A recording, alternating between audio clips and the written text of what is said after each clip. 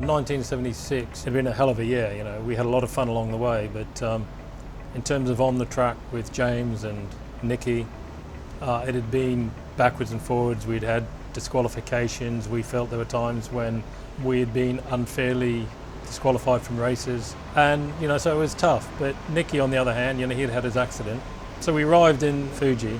We still had a chance to win the championship, but it was a bit of an outside chance, I guess. The weather was appalling. The weather delayed the start of the race for quite some time, and it would have been to Ferrari's advantage if they had cancelled the race. And there was a good chance they were going to cancel it. They duly started the race, and James was doing really well. Unfortunately, we started on wets, and it dried out a little bit, and I don't think anyone wanted to make the decision to call James in.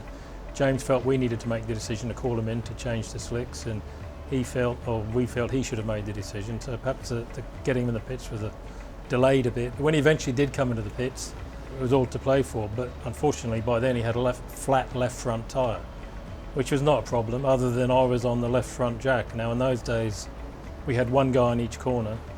We had a little jack, a little over centre thing which you hooked under the wishbone, jacked the car up, changed the wheel, let the car down and sent him on his way. And the whole process took quite some time, maybe 15-20 seconds. And that was all fine, but we'd never practiced it with a flat tyre. So when he came in, stupid to say I know, but when he came in, I went to hook the jack under, couldn't get it under, so I couldn't lift the car up.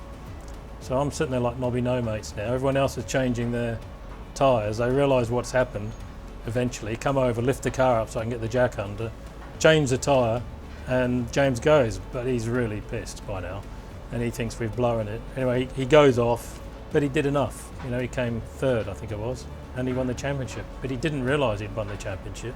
He came in and there was a bit of a slagging match between him and Teddy, and he was ripping into Teddy, and Teddy kept going, number one, number one. And eventually the penny dropped, and that was the start of a fairly hectic couple of days, I can tell you.